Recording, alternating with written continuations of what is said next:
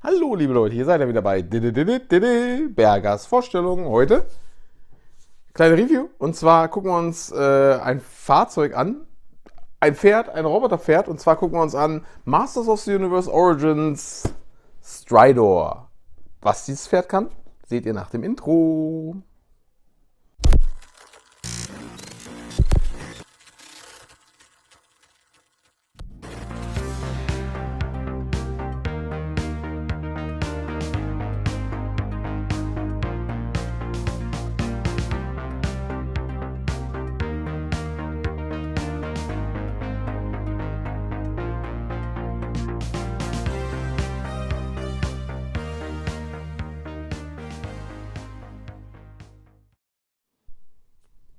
Ja, und da haben wir es auch schon. Masters of the Universe Origins Stridor.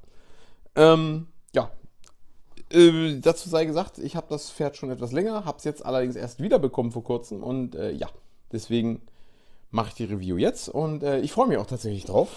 Das ist nämlich ein cooles Teil, finde ich. Auch ein bisschen cooler als früher. Und ja, hier oben seht ihr schon das ganze Artwork, ne? Hier hinten das Grayskull-Maul, und hier unten die Zähne der Zugbrücke im Hintergrund. Fisto natürlich. Fisto wird ja immer mit Stridor assoziiert, wegen dem Comic, wo er auf Stridor geritten ist, halt, ne, in der Arena kämpfen musste. Hier ist der Sunman natürlich mit dem Planeten im Hintergrund. Und hier natürlich schön Dragon Blaster Skeletor auf seinem Roton. Screech, den bekommen wir ja auch. Und ja, hier vorne ist nochmal quasi Produktshot mit allem quasi, mit was er so kommt, außer natürlich mit seiner zweiten Haube. Ja, an der Seite ist natürlich der Drache von Dragon Blaster Skeletor, finde ich auch total cool. Ne? Und wenn sie das machen mit dem Wechselkopf, das wird so super werden. Und ja, hier sind natürlich auch noch Explosionen. Also ich weiß jetzt nicht, ob er gerade eine Bombe abgeworfen hat oder so, aber ne, Stridor fängt gerade an zu schießen. Ist auf jeden Fall wieder ein sehr cooles Artwork, natürlich. Hier an der Seite ist einer von den kleinen Drachen. Unten drunter ist nur Masters of the Universe, Stridor, und ja. Und dann drehen wir es nochmal um. Drehen wir es um. Drehen wir es um. So, da haben wir hier oben auch nochmal dieses schöne Artwork. Da muss ich die Kamera mal kurz umjustieren. Zack. Da haben wir nochmal das Artwork. Jetzt ist He-Man hier aus dem Maul raus und Soa fliegt hier. Im Hintergrund explodieren Vulkane. Und ja, ne, hier sind nochmal Planeten im Hintergrund. Natürlich Castle Grayskull. Und He-Man, wie er gerade einen Kampfschrei loslässt und quasi gerade mit Stridor losreitet in den Kampf, meinetwegen. Ne? Wahrscheinlich. Und ja, hier ist tatsächlich Stridor. Man kann natürlich die andere Kappe aufsetzen, die es so hat. Der Stand lässt sich mit Grayskull integrieren. Das ist ziemlich cool. Das muss man einfach die Platte halt runterschieben oder dran schieben. Das ist auch okay. Ich finde das halt cool, wenn man Grayskull so ein bisschen erweitern kann. Und es ist natürlich quasi ein Flight Stand mit bei. Also es ist quasi, dass man die Figur posieren kann, wie man möchte. Und nochmal hier ein paar Produkte. Bis auf den Mini-Comics Stratos findet ihr hiervon tatsächlich alle jetzt auf meinem Kanal mit Stridor. Wie gesagt, Mini-Comics Stratos noch nicht. Ich weiß nicht, ob der jemals irgendwie kommen wird, aber wir werden es sehen. Und ja, hier unten ist nochmal eine Figur und 8 Accessoires. Das ist ziemlich cool. Und ja, dann würde ich doch sagen, holen wir ihn raus und schauen uns an, was Stridor so kann. Ja, und das ist Stridor oder Stridor schon. Also wir haben es ja immer für Stridor oder Stridor genannt, ne? Wie das halt war, damals so war, alles eingedeutscht. Und ja, das ist auf jeden Fall, sind auf jeden Fall nette Accessoires. Ich habe hier so Kleber an meinem. Guckt mal hier. Habe ich so weißes Zeug, aber es lässt sich abkratzen. Das ist also nicht schlimm. Ja, ist halt Stridor. Habe ich das an beiden Seiten? Ja, so ein bisschen habe ich das tatsächlich an beiden Seiten. Naja, ist nicht so schlimm, wenn es sich abkratzen lässt. Also es kommt erstmal mit seinen Zügeln natürlich. Ne? Stridor hat jetzt ja Zügel, dass die Figuren damit richtig reiten können. Finde ich auch okay. Der Stand, das Ding muss eingepackt werden, das Ding muss eingepackt werden, das Ding muss eingepackt werden. Das mache ich jetzt nicht mit euch. Das muss hier einfach reingesteckt werden und dann ist das fertig. Ne? Mit seinen Waffen, die sind beide gleich gesculptet. Natürlich der eine für rechts, die eine für links. Ne? Fokus. Die eine für rechts, die andere für links. Beidseitig gleich gesculptet, außer dass das natürlich auf der einen Seite dann die Sachen sind, wo es rausgenommen wird, auf der anderen Seite nicht. So, mit seinem Helm kommt es. Das ist auch schön gemacht. Das ist ja quasi der Helm, soviel ich weiß. Also korrigiert mich da gerne in den Kommentaren, ist kein Problem. Aber das ist der Helm eigentlich von Nightstalker, Skeletors Robotpferd. Und ja, den haben sie jetzt nochmal bei Streetor mit beigepackt. Finde ich okay. Finde ich vollkommen okay, weil ich werde Streetor trotzdem mit dem Ding lassen, mit der Kappe lassen. Weil ich die Figur von früher halt auch so kenne. Ne? Und es hat das auch für mich immer so was von einem Einhorn. Aber finde ich gut, ist schön gesculptet auf jeden Fall. Hier überall die Nieten drin eingesculptet. Und hier auch die verschiedenen quasi Metalle, die da beschlagen wurden. Und auch so schon Struktur überall. Das ist quasi so ein Kriegshelm für Streetor. Ne? Und ja, natürlich Streetor selbst. Aber zuerst machen wir natürlich mal die Waffen dran. Kann man natürlich den Figuren jetzt auch dann so in die Hand geben. Dann können sie die auch so als Waffe, als Waffe so quasi so. Ihr mögt ja bei der Laserschüsse so, gebe ich mir jetzt mal Mühe. Ne? Und dann hat man das und das packt man natürlich nicht so rum ein mit der kleinen Seite. Nein, mit der großen Seite kommt das natürlich eingepackt. Ist ja ganz klar. Mal gucken, dass wir das reinkriegen. So. Ne? Verbindung ist nicht die sicherste. Aber es geht. Es geht. So, natürlich das andere hier auf diese Seite. So. Schön weit rein. Und das andere auch ein bisschen weiter rein. Ja, so sieht das schon besser aus. Ja, und dann haben wir hier Streetor. Oder Streetor, je nachdem. Ihr müsst entschuldigen, wenn ich das jetzt ein bisschen mal wechsle während der Review. Aber das ist. Ich rede halt so und manchmal macht der Kopf das so, manchmal so. Ja, Hintern, Popo habe ich hier so einen kleinen Farbabplatzer, 2 kleine Farbabplatzer. Das ist aber nicht so schlimm, das passiert, das ist okay. Es wird ja im Kampf auch manchmal beschädigt, das ist halt so. Dann natürlich hier schön die Augen in blau gemalt. Die Kappe kann man natürlich abnehmen. Ne, darunter ist der alte Streetor-Kopf. Also tatsächlich, zuletzt hatte ich es nur noch so. Die Kappe hatte ich bis fast zum Schluss, bis ich es verkauft habe. Und dann war die Kappe weg, wo ich es verkaufen wollte. Damals auf dem Flohmarkt. Also egal. Der Hals ist natürlich beweglich. Bewegung machen wir gleich, weil das ist ja ein Fahrzeug. Das hat ja eine andere Bewegung als die Figuren. Natürlich lassen sich die Waffen hier auf und ab bewegen. Ne, ist klar. Ich muss noch mal ganz kurz gucken. Ah ja, ich hatte die Blasteffekte gar nicht rausgeholt. So, jetzt haben wir die Blasteffekte mit dabei. Ne? Also das sind 3 blaue Blasteffekte, die da noch mit bei sind bei Streetor. Kann man an jede Waffe stecken, halt einmal so, ne? Hält nicht, fängt schon mal gut an. Ja, einmal hier hinten dran, ne? Zack, dann hält das. Oder und hier vorne dran, verkehrt rum. Mal gucken, gibt es da einen Trick bei? Nö, eigentlich nicht. Ja, kann man ja so weit reinstecken, wie man möchte, tatsächlich. Also ihr seht das hier, diese Öffnung ist lang genug, auf jeden Fall. Na, jetzt wieder Fokus, wieder nicht. Ist klar. Also diese Öffnung hier, die geht von da bis da. Also ihr könnt das bis dahin draufstecken. Ich finde das allerdings ein bisschen cooler, wenn es nicht ganz so weit draufsteckt, ehrlich gesagt. Also so maximal, das wäre schon okay. Sind leider so ein bisschen gebogen. Das heißt, man muss immer gucken auf die Optik.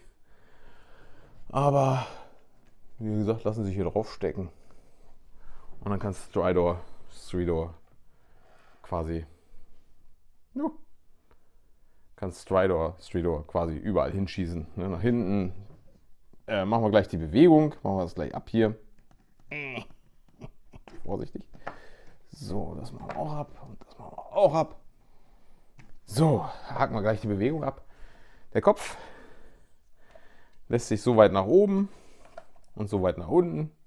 So zum Beispiel wäre es quasi, so sah das alte Streetor aus, konnte er sich überhaupt nicht bewegen. Dann lässt er sich hier noch auf den Dings so nach links. Ganz so verwirrtes Streetor. Nach rechts bewegen. Das reicht auch, das ist okay. Wie gesagt, so hier auf den Scharnieren nach oben und nach unten.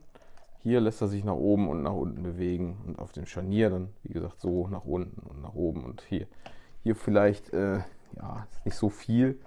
aber es ist trotzdem auch nochmal Bewegung mit bei. Ne? So weit nach oben, so weit nach unten, das ist schon okay. Das ist schon okay. Wie gesagt, die Waffen lassen sich natürlich bewegen, die Beine. So weit nach vorne. So weit nach hinten, dann stößt es hier an diesen Rahmen, der hier drin ist. Das ist aber okay. Die Hufe so weit nach vorne. So weit nach hinten. Und unten die Hufe, also die Knie, so weit nach vorne, so nach hinten. Nach vorne und nach hinten. Das ist okay. Nichts nach links oder rechts. Das wäre aber auch jetzt zu viel, ist gut. Und das Ding ist zu 1000% beweglicher, zu 1000% beweglicher als die Vintage-Variante. Weil logisch, die Vintage-Variante hat sich so gut wie gar nicht bewegt. Also da konntest du ja nur ja, kommen wir gleich zum letzten Bewegungspunkt, das Bein hinten, so weit nach vorne, so weit nach hinten, Knie, so weit nach vorne, ne, so weit nach hinten und Füße auch so weit nach hinten, so weit nach vorne. Und der Schwanz ließ sich früher bei Streeter drehen, der hier lässt sich nicht drehen, möchte ich jetzt aber auch nicht machen, ich möchte nicht, dass die Figur kaputt geht. Und ja, wie gesagt, der Laser lässt sich einmal nach links und nach rechts drehen. Und ihr seht auch überall, Streeter ist richtig schön gesculptet. Das Gesicht ist schön gemacht. Das Maul hat auch noch einen Bewegungspunkt, lässt sich auf und zu klappen, damit man eben die Zügel anbringen kann. Hier überall so Metallplatten dran geschlagen. Und hier diese schönen Aufkleber. Das ist das Design von früher tatsächlich. Ich habe das immer früher tatsächlich als Steigbügel so ein bisschen gesehen, weil man ja irgendwo mit dem Fuß rein muss, um in Streeter reinzubekommen. Und hier hinten auch schöne Technik-Details hinten drauf. Hier auch so ein bisschen, das hätte man gar nicht machen brauchen. Unten natürlich das Loch für den Flight Stand Pack. Ne? Und Nummer, Mattel, das ist alles okay, dass das unten drunter steht. Hier dann auch nochmal quasi, weiß ich nicht, so Lufteinlässe oder, ja, weiß ich nicht, Rippen für Streeter, keine Ahnung. Hier auch nochmal so quasi so Lufteinlässe. Ne? Hier schöne Details, hier auch nochmal schöne Details drunter. Hier vorne ein Aufkleber drauf, was auch schön ist. Imitiert so Chrom, so eine Chrom-Stoßstange. Ne? Auf der anderen Seite nochmal der Aufkleber drauf. Und hier hinten sind auch schöne Technik-Details auf beiden Seiten halt. Ne? Und hier hinten ist nochmal ein Aufkleber, auch mit Technik-Details. Und ja, der Schwanz ist schön gesculptet, wie ihr seht. Also rundum finde ich ein gelungenes Roboterpferd. Jetzt muss man das nur noch mal zum Stehen bringen, dass es vernünftig auf seinen Beinen steht und dass es auch gut aussieht natürlich. So.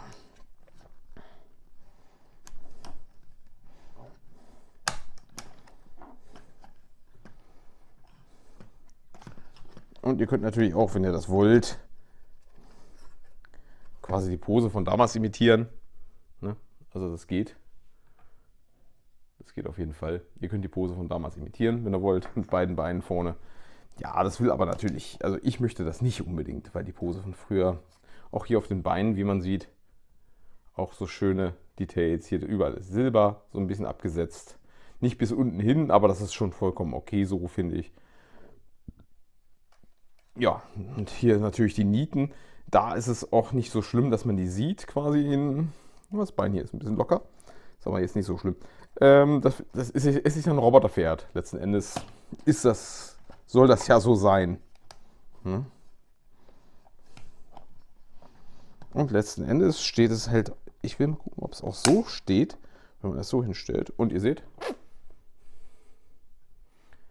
keiner hält es fest und Strider steht und bockt quasi, bäumt sich auf halt. Ne? Ja, aber nichtsdestotrotz, jetzt müssen wir natürlich nochmal auch einen Masters of the Universe da reinsetzen. Ja, auch Adam ist einer von den Masters of the Universe. Adam ist der Prinz von Eternia, ich weiß, aber er ist auch für mich einer der besten Masters of the Universe, weil er, naja, in den Hörspielen kann er genauso viel wie die anderen Masters of the Universe. So. Dann wollen wir mal gucken, dass wir das hier so anwinkeln und alles gleichmäßig machen.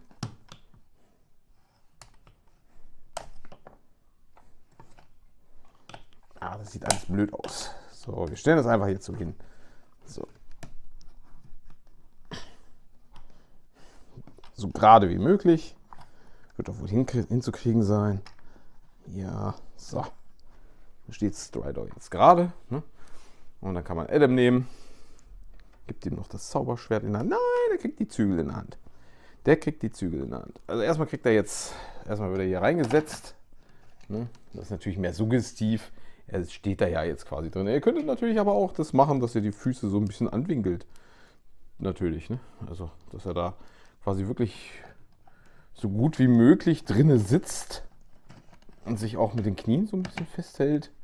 So, dann sitzt er vernünftig im Sattel, würde ich doch sagen. Dann gehen wir Strider mal den Teil des Zügels in das Maul, so, in den Maul. So, und dann könnt ihr ihm nämlich hier den einen Zügel in die Hand geben. Zack. Und dann ist er so wie bei Skeletor's Sieg, dass er nämlich auf Stridor reitet. Er reitet auf Stridor. Das ist auch gut. Und hier kann man sogar in die offenen Hände kann man die Zügel geben, muss man halt nur mit den Fingern so einklemmen. Und dann hat er auch hier die Zügel in der Hand. Und dann kann er Stridor die Zügel geben und kann sagen, ja, Stridor, ja. Hat hier einen Fussel am Kopf. Ja. Aber sonst ist alles gut. So, und dann kann Stridor. Finde ich gut. Finde ich gut. Macht sehr viel Spaß, das Ding. Tatsächlich. Ja, man muss ihn gucken, dass man ihn so ein bisschen mittig setzt. Ne? Zur Not kann man auch die Hände halt so ein bisschen hier an der Seite machen. Ne? Und dann sitzt er hier drin. Und dann ist das vollkommen in Ordnung. Und jetzt kommt noch der Flight Stand. So, da kommt Strider natürlich rein. Und natürlich könnt ihr mit diesem Flight Stand hier, wenn ihr Strider auf diesen Flight Stand packt, könnt ihr damit alle Posen machen, die ihr haben wollt. Ja?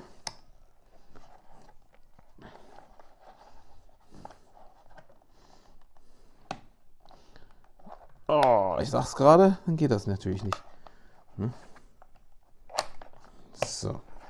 Machen wir noch mal diesen, quasi, dass das hier so gerade über das Gatter springt. Ich muss das ein Stück weiter wegstellen, dass es quasi hier so über das Gatter springt. Und das ist schon cool gemacht.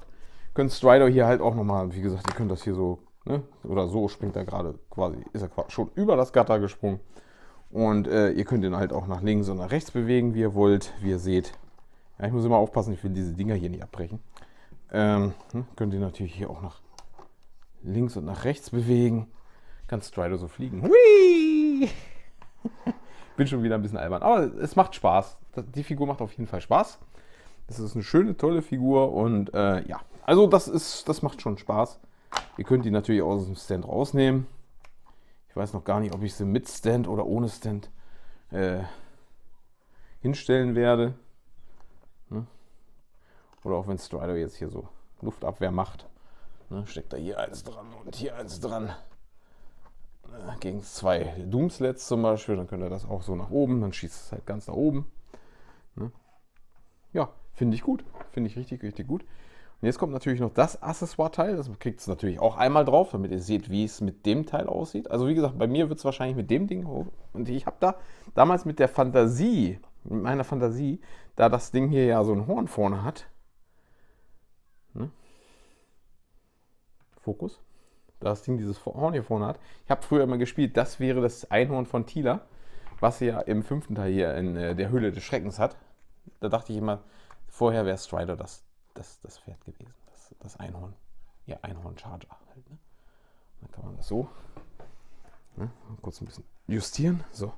Und das sieht schon cool aus. Also an Coolness ist schon ganz, ganz, ganz hoch in meiner Wertung. Definitiv eine Kaufempfehlung, also zu 1000%. Wenn ihr das irgendwo günstig kriegt, und das gibt es ja jetzt fast überall günstig, dann kauft euch das. Es ist ein cooles Roboterpferd, es ist ein cooles, wieder mal weiterentwickeltes Spielzeug von früher.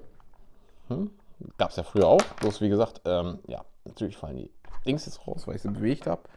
Das ist vielleicht nicht ganz so gut, aber trotz allem gibt es eine Kaufempfehlung von meiner Seite aus, weil, ja, jetzt fällt die andere Seite natürlich auch noch raus. Ist ja ganz klar. Ja, also trotz der abfallenden Waffen bekommt das von mir eine absolute Kaufempfehlung. Es ist auf jeden Fall ein schönes Set mal wieder.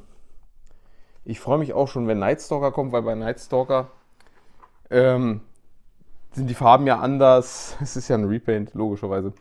Und trotz allem finde ich Nightstalker anders als Stridor. Hat einen anderen Charakter irgendwie. Nur dadurch, dass es andere Farben hat. Und ja, das war es auch eigentlich schon zu Stridor.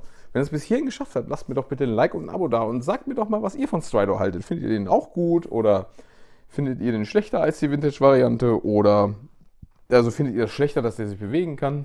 Und ja, ich lese mir das auf jeden Fall durch und antworte euch so schnell wie möglich. Und dann bleibt mir nur noch zu sagen, ich wünsche euch, wann auch immer ihr dieses Video guckt, viel Spaß, macht's gut, bis dann, ciao!